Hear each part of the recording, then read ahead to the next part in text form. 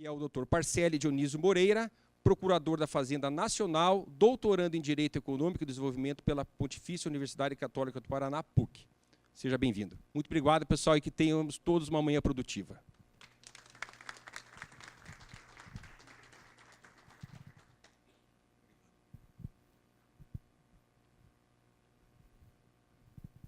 Bom dia a todos. Meu nome é Parcelli Dionísio Moreira. Sou procurador da Fazenda Nacional já há 11 anos e estou atualmente fazendo doutorado na PUC, na área de concentração de desenvolvimento e direito econômico. Né? Eu vou trazer para vocês aqui, essa manhã, alguns detalhes sobre, principalmente, jurisprudência, que vai, de alguma maneira ou de outra, tocar no assunto das instituições de ciência, tecnologia e inovação, e também trazer algumas perspectivas normativas que já estão definidas no âmbito do ordenamento jurídico brasileiro. Para começar, essa lei, obviamente, todos têm conhecimento, né, do conceito de ICT, né? Talvez eu não precise demorar muito aqui, porque todos aqui já estão bastante familiarizados com esse conceito, né? A ICT ela pode se caracterizar como um órgão, entidade da administração pública direta ou indireta, né? Ou seja, ela pode fazer parte tanto diretamente da estrutura federativa do Estado membro, do município ou do Distrito Federal. Ou então pode ser até mesmo uma autarquia, né, pertencendo à administração pública indireta, né, e que inclua na sua missão institucional e em seu objetivo social ou estatutário a pesquisa científica, tecnológica ou desenvolvimento de novos produtos, serviços ou processos. Esse decreto eu trouxe para vocês, ele vai regular a ICT privada, né, para diferenciá-la da ICT pública. E agora eu passo, de imediato, a tratar das questões basicamente jurídicas. Tá? Num primeiro momento, quando eu for falar principalmente desse primeiro tópico aqui, imunidades, eu gostaria que vocês tivessem um pouquinho de paciência no início, porque é necessário caracterizar, nesse momento, uma vinculação entre instituições de ensino e instituições de ciência, tecnologia e inovação. Tá? Porque é imprescindível o processo de educação no processo de desenvolvimento das atividades das instituições de ciência, tecnologia e inovação. E eu trago aqui para vocês, primeiramente, uma norma da Constituição que vai versar sobre imunidades tributárias. Basicamente, eu vou trazer dois aspectos tributários aqui para vocês, bastante introdutórios, tá? E que vão dar, de maneira assim, bastante direta e simples, a visão do fisco, atualmente, sobre as questões que envolvem instituições de ciência, tecnologia e inovação. Então, a imunidade, basicamente, ela é uma norma que está prevista na Constituição e que vai, digamos assim, imunizar o beneficiário da norma do pagamento de um determinado tributo. Só que a imunidade está prevista expressamente na Constituição. E, nesse sentido, ela se diferencia da isenção. Porquanto a isenção é aquela possibilidade de o contribuinte não pagar o tributo em razão da previsão numa lei ordinária ou, então, numa lei complementar. Essa é a diferença básica entre imunidade e isenção. Uma está na Constituição, a imunidade, e a isenção ela está prevista numa lei infraconstitucional, ou seja, abaixo da Constituição. Tá? Esse é um conceito introdutório, depois os outros palestrantes provavelmente vão se debruçar mais sobre esse assunto. Eu vou trazer aqui, enfocar a questão mais jurisprudencial e, ao final, normativa. Mas, nesse primeiro momento, eu peço que vocês tenham um pouquinho de paciência, porque o pressuposto aqui, ao falar de educação, é para chegar mais adiante e fazer a vinculação com as instituições de ciência, tecnologia e inovação. Então, lá no 150, inciso 6º, a linha C, a Constituição Federal traz a imunidade em relação ao patrimônio, renda e serviços das instituições de educação, sem fins lucrativos, desde que atendam aos requisitos previstos em lei. Tá? As vedações expressas no inciso 6º-C, qual que é essa vedação? É vedado, né, à União, aos estados, ao município e ao Distrito Federal, instituir imposto sobre patrimônio, renda, serviço das instituições de educação, né, sem fins lucrativos que atendam aos requisitos em lei. Então, essas vedações compreendem somente o patrimônio, a renda e os serviços, e aqui tem um aspecto importante, tá, relacionados com as finalidades essenciais dessas entidades. Tá?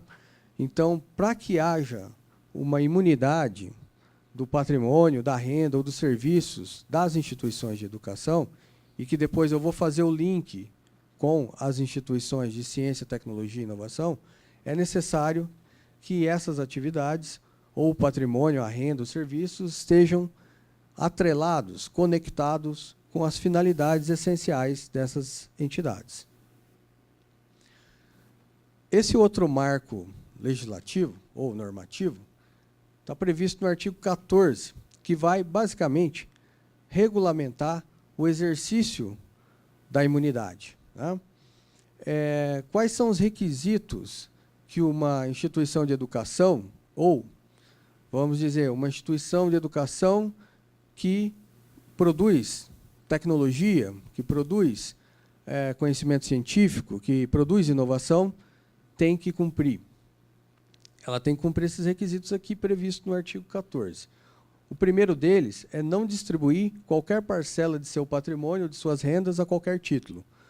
Ou seja, nesse aspecto aqui, é bom acentuar o seguinte: a instituição ela pode ter um superávit, ela pode ter lucro, só que ela não pode distribuir esses lucros, esse superávit, entre os seus associados.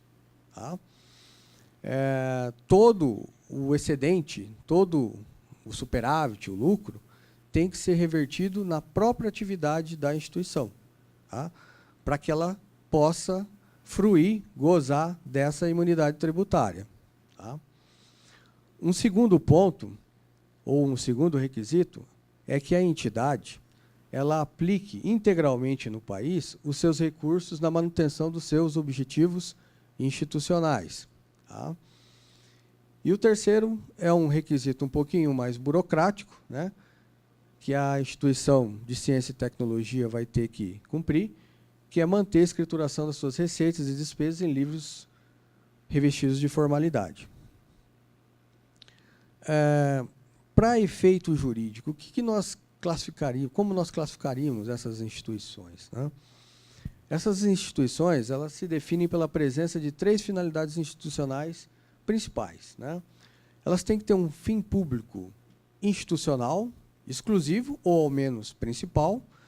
Se não for um fim público institucional exclusivo, tem que pelo menos ser principal, tem que ser preponderante na atividade da instituição. A segunda, eu já antecipei para vocês, né? Aqui aparece como a ausência de intuito lucrativo, mas isso tem que ser interpretado da seguinte maneira: nenhuma instituição vai atuar visando ter déficit, obviamente. Qual que é a ideia aqui?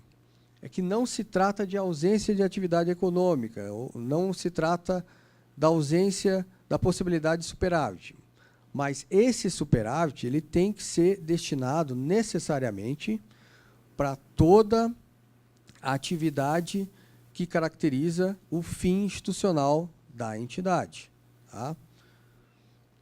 E o segundo aspecto para se caracterizar como uma instituição que é merecedora da imunidade é a generalidade na prestação dos seus serviços ou na distribuição da utilidade ou benefício. Ou seja, a instituição não pode dirigir a sua atividade para atender um determinado nicho específico de clientes. Tá? ela tem que prestar a sua atividade de maneira genérica, tá? Para toda a comunidade. Já trago aqui para vocês, de cara, um preceito normativo que é dado pela Receita Federal do Brasil, né, na Instrução Normativa 1700 de 2017, que, principalmente aqui, no artigo 10, parágrafo 1º, vai falar que não estão sujeitas ao IRPJ as instituições de educação. E considera-se imune a instituição de educação que presta os serviços para os quais foi instituída e os coloca à disposição da população em geral. Tá? Então, esse serviço de educação tem que ser colocado de maneira genérica. E logo eu vou fazer essa vinculação entre instituição de educação e ICT. Adiantando, nós temos aqui uma norma que foi objeto de controle de constitucionalidade no âmbito da ação direta de inconstitucionalidade, número 1802. Tá? Esse aqui é um marco importante em relação à aplicação do artigo 150, inciso 6º, a linha C, que vai regular a imunidade em relação a impostos no que diz respeito às instituições de educação. Tá? Esse artigo trazia no seu artigo 12, parágrafo 1º, que, para efeito do disposto na regra de imunidade lá da Constituição, considerava-se imune a instituição de educação que prestava os serviços para os quais houver sido instituída. Mas ele previa uma vedação de aplicação da regra de imunidade para os rendimentos e ganhos de capital oferidos em aplicações financeiras ou em renda fixa e variável. Nessa ação direta de inconstitucionalidade, o Supremo Tribunal Federal afastou essa vedação, ou seja, a partir do julgamento dessa ADI no Supremo Tribunal Federal, as instituições que são merecedoras da imunidade do artigo 150, inciso 6º, a linha C, elas podem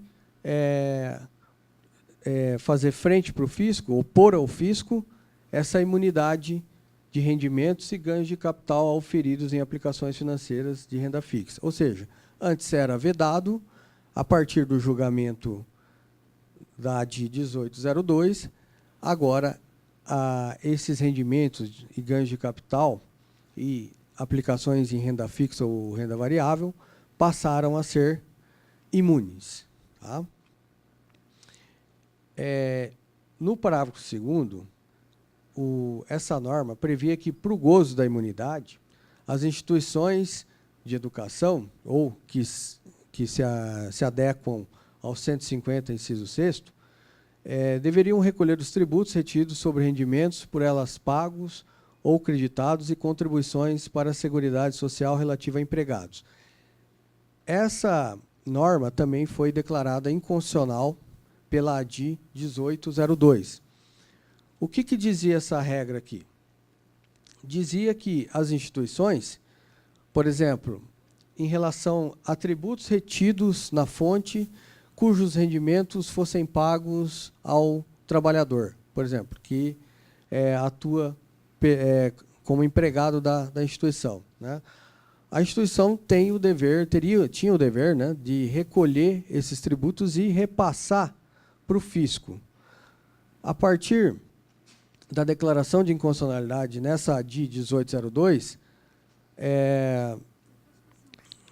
essa obrigação que a instituição tinha, ela foi declarada inconstitucional, ou seja, a partir desse julgamento, a instituição não tem mais o dever de cumprir essa obrigação como contribuinte de fato, porque o contribuinte de direito aqui é o empregado, né? O tributo, por exemplo, o imposto de renda, é cobrado do empregado, tá? Mas quem tinha a obrigação de repassar para o fisco era a empresa, ou melhor dizendo, a instituição, né, de ciência e tecnologia ou instituição de educação. Tá? O mesmo se diz em relação à contribuição para a Seguridade Social. Tá? Existia esse ônus da instituição repassar para o fisco o valor que é cobrado a título de contribuição do empregado. Tá? E, a partir do julgamento dessa ADI, essa obrigação de repassar o desconto que a instituição paga, né, o desconto da Previdência, que a instituição repassa para o fisco, essa obrigação foi também declarada inconstitucional. Aqui nós temos o julgamento e, ali em destaque, na parte de baixo, nós temos, então, aqui na ementa, né, a ação direta de inconstitucionalidade, pertinência temática, ausência de perda parcial do objeto e imunidade. Artigo 150, inciso 6º, limitações constitucionais ao poder de tributário, inconstitucionalidade formal e material. O que o Supremo entendeu aqui? Que uma lei ordinária não poderia estabelecer obrigações para o sujeito passivo. Porque, conforme assentou o artigo 146, inciso 3º da Constituição Federal, em matéria de obrigação tributária, né, e aí nós temos a obrigação do sujeito passivo, somente a lei complementar é que vai poder disciplinar essas situações. Tá? Então, foi uma lei ordinária. Qual que é a diferença entre lei complementar e lei ordinária, basicamente? A lei complementar, para ela ser aprovada, é necessário que 50% mais um dos integrantes, seja do Senado ou seja da Câmara, aprovem a lei, certo? 50% mais um dos membros, lei complementar.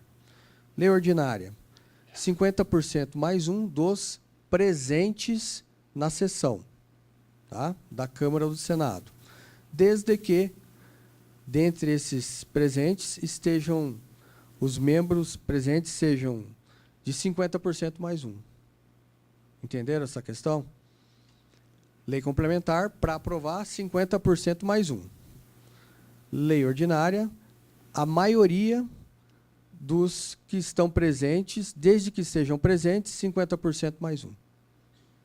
Uma coisa diferente da outra. Tá? Então, o quórum exigido para aprovação de uma lei ordinária é bem menor. Né? Vocês imaginam que uma casa tenha 100 deputados ou 100 senadores. Não é o caso, né? Você sabe que tem 81 senadores e, salvo engano, 543 deputados. Mas vamos imaginar, para a conta ficar mais fácil, que uma casa tenha 100 legisladores. Para aprovar uma lei complementar, é preciso que 51 membros aprovem essa lei. Para aprovar uma lei ordinária, estando presentes 51 membros, se a maioria deles aprovar, a lei ordinária é aprovada. Tá? Então, nesse julgado, o STF declarou a inconstitucionalidade formal daquelas duas normas. Né? Voltando, tanto do parágrafo 1º, quanto do parágrafo 2º, a linha F. Tá? Conceito de educação previsto na CRF 113/98. E eu ressalto aqui, por que eu estou falando ainda de educação? Daqui a pouco eu vou entrar especificamente no tema da ICT. Porque o processo educacional ele está irmanado, né, com a questão da ciência e tecnologia. Porque a partir do processo educacional, que muitas patentes, muitas inovações, muitas questões, por exemplo, de desenho industrial, marca, modelo de utilidade, software, são gerados, são produzidos.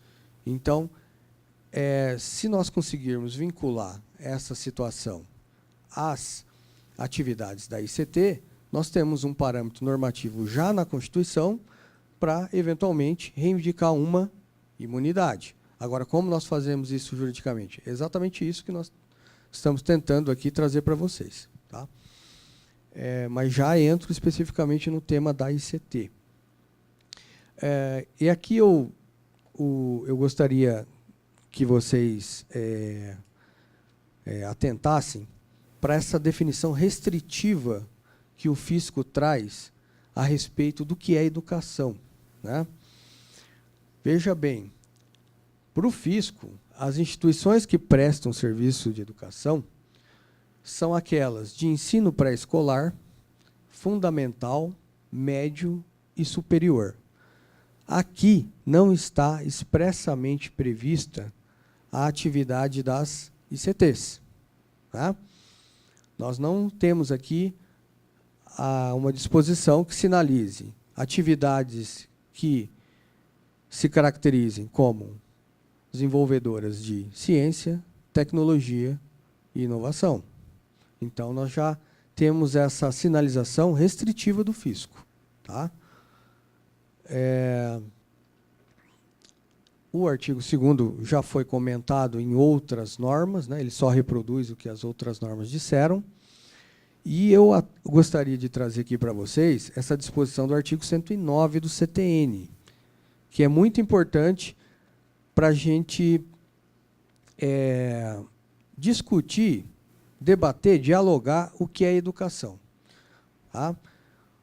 Provavelmente o doutor Juliano vai trazer para vocês aqui uma norma da Lei de Diretrizes e Bases da Educação que ela tem uma abrangência maior e que, nesse contexto, ela inclui o processo de ciência, tecnologia e inovação no contexto da educação.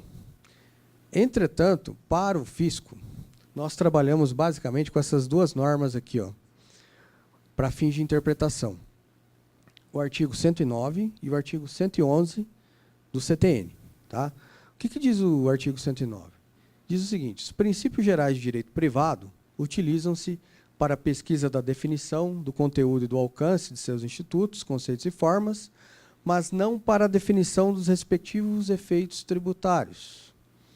Ou seja, se o direito privado definir, por exemplo, que educação inclui o processo de ciência, tecnologia e informação, para efeito tributário, o que vale são as diretrizes estabelecidas pelas normas tributárias. Tá?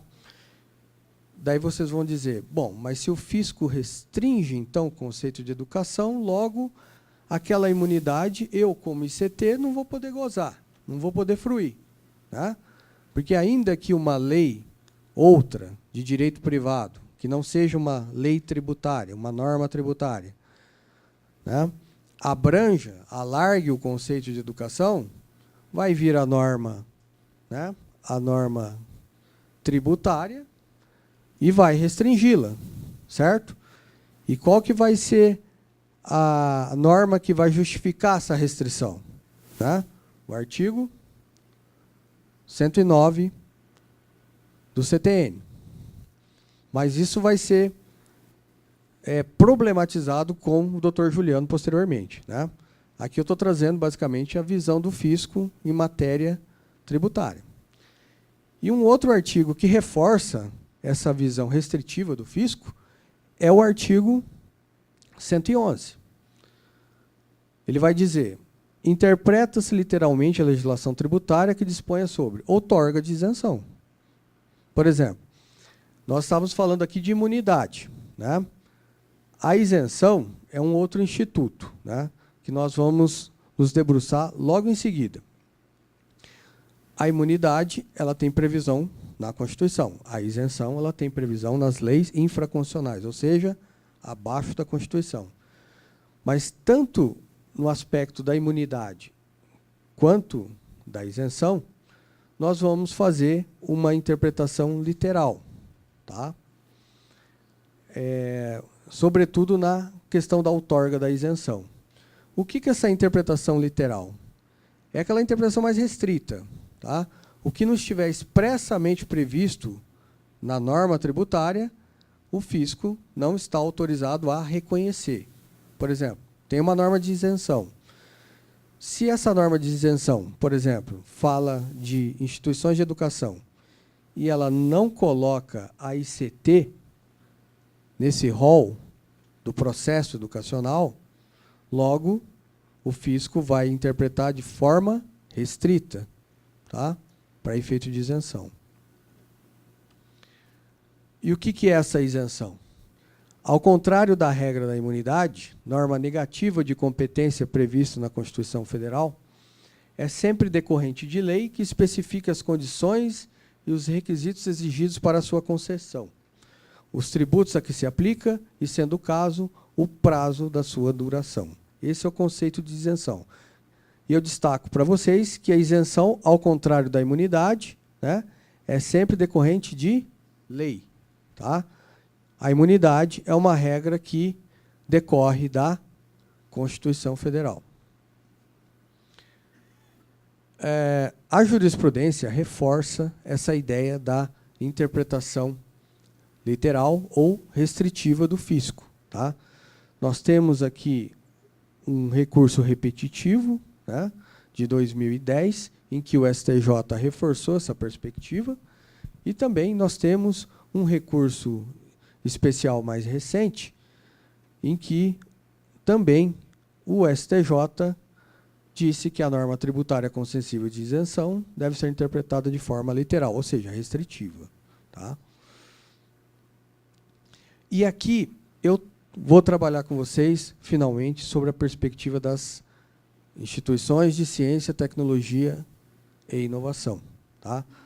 Nesse caso concreto aqui, a entidade tentou fazer a vinculação dela com o processo educacional, para obter uma isenção.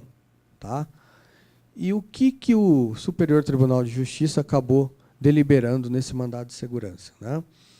Esse mandado de segurança tratava de um tributo chamado ISS, que é o Imposto sobre Serviço, de competência municipal. Tá? E o STJ acabou estabelecendo o seguinte, né, que a atividade relacionada à promoção, desenvolvimento científico e tecnológico, em matéria de isenção, ela não compreende uma finalidade. Aliás, essa atividade ela vai compreender uma finalidade que é a promoção do desenvolvimento científico e tecnológico. Ou seja, a entidade de ciência, tecnologia e inovação, ela promove o desenvolvimento científico e tecnológico, de modo que nem presta serviço relacionado a ensino, nem revela atividade de assistência social. Isso aqui parece óbvio, né? Mas o problema está aqui, né? Aqui o STJ acabou afastando a caracterização da ICT como entidade relacionada a ensino, para efeito de isenção do ISS. Tá? Então, esse é um leading case que tem que ser trabalhado, né, pelas instituições de ciência, tecnologia e inovação e, eventualmente, tentar mudar essa perspectiva. Né? Depois o Dr. Juliano vai trazer os elementos por meio dos quais vocês poderão trabalhar numa reconstrução dessa jurisprudência. Tá? Esse caso aqui, que eu trago para vocês, é da isenção da COFINS. Tá? O artigo 14, ele traz que, em relação aos fatos tiradores ocorridos a partir de 1º de fevereiro de 99, são isentos da COFINS as receitas relativas às atividades próprias das entidades a que se refere o artigo 13. O artigo 13 vai falar das instituições de educação, né, que, nesse contexto aqui, trata da contribuição do PIS/PASEP. Mas a isenção aqui, por sua vez, trata da COFINS, que são tributos diferentes. Tá? Nesse julgado aqui, o STJ, no recurso especial 1353111, estabeleceu que o parágrafo 2º do artigo 47 da Instrução Normativa 247 da Secretaria da Receita Federal ofenderia o inciso 10 do artigo 14 da MP 2158/35, ao excluir do conceito de receitas relativas às atividades próprias das entidades as contraprestações pelos serviços próprios de educação, que são as mensalidades escolares recebidas de alunos. O que dizia essa instrução normativa? Dizia o seguinte, que se consideram receitas derivadas das atividades próprias somente aquelas decorrentes de contribuições, doações, anuidades ou mensalidades fixadas por lei, assembleia ou estatuto, recebidas de associados ou mantenedores. E aqui, esse é o ponto principal, tá? Desde que essas contribuições, doações ou anuidades não tivessem caráter contraprestacional direto, tá? Essa instrução normativa, na verdade, ela acabava restringindo o aspecto da isenção, né, na forma do artigo 14, inciso 10, que traz aqui a isenção da COFINS relativas às atividades próprias das entidades de educação, tá? Ou seja, o STJ, nesse julgado, ele estabeleceu que, em relação às mensalidades dos alunos, essas mensalidades dos alunos são consideradas receitas próprias, tá? O que a Fazenda alegava? Que as mensalidades eram valores que eram pagos para as instituições de ensino para efeito de contraprestação de um serviço, né? E na forma da Instrução Normativa 247, quando houvesse contraprestação, não haveria isenção, certo? Entretanto, o STJ definiu que mensalidade recebida de aluno é receita própria e, portanto, tem direito à isenção, tá? Então, vocês imaginem que uma instituição de ciência, tecnologia e inovação passe a receber mensalidade de alunos, certo? Nesse contexto, ela vai poder fruir da isenção da COFINS, tá? Estabelecida nessa medida provisória.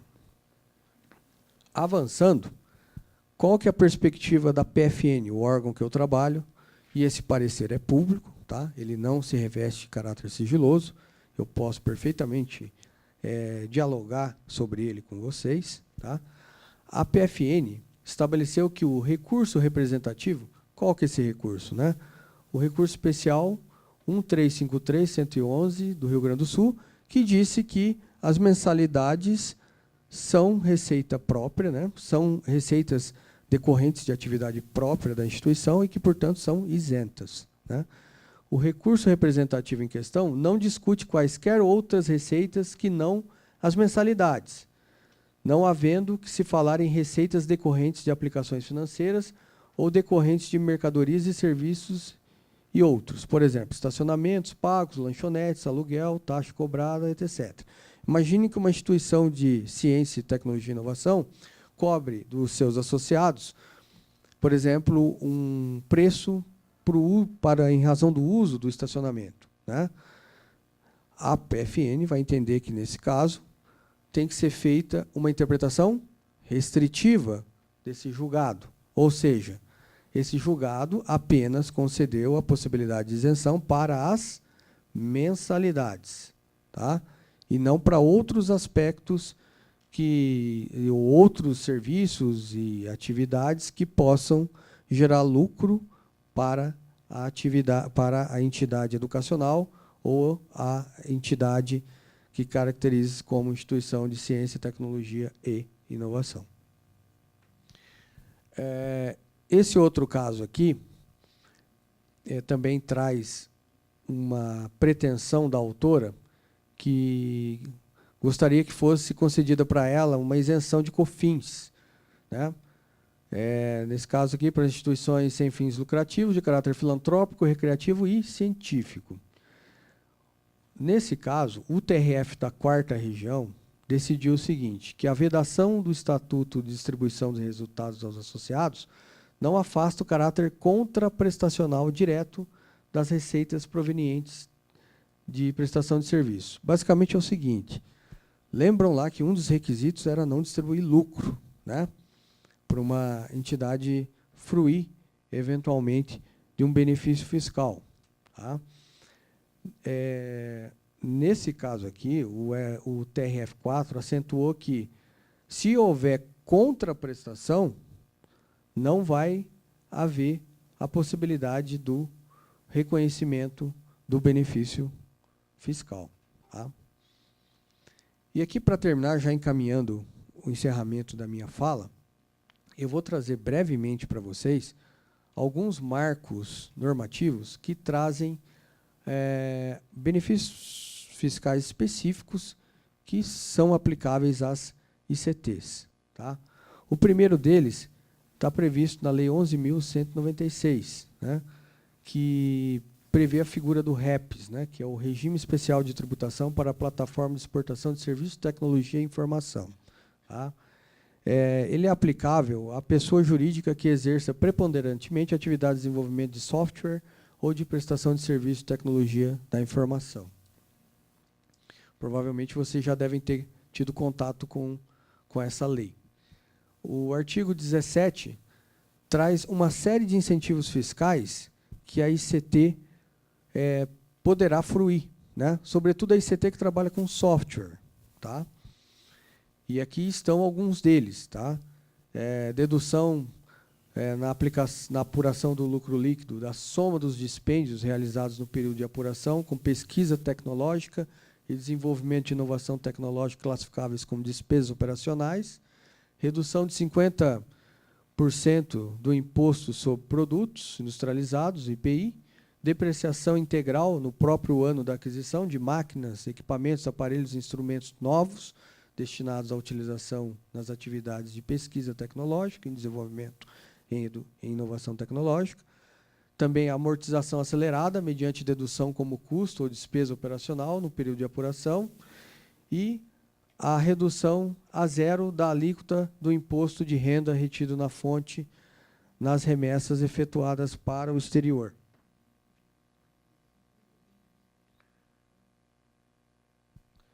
Dando seguimento, o artigo 17, parágrafo 1º, diz que considera-se inovação tecnológica a concepção de novo produto ou processo de fabricação, bem como a agregação de novas funcionalidades ou características ao produto, ou processo que implique melhorias incrementais e efetivo ganho de qualidade ou produtividade.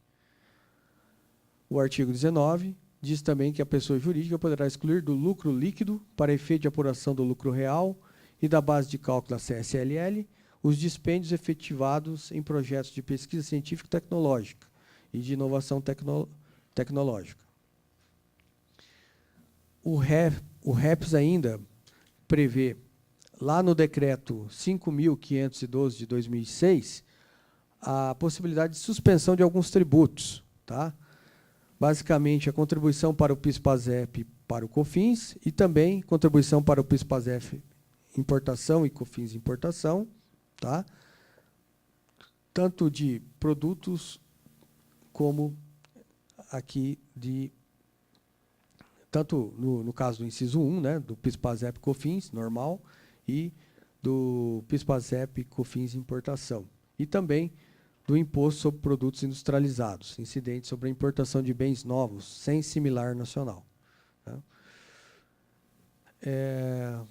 O decreto 5.712 de 2006 ainda diz que não poderá se habilitar ao REPS a pessoa jurídica que opta pelo Simples, né, que é um regime específico de tributação, e também que esteja irregular em relação aos seus deveres tributários com a Receita Federal, tá?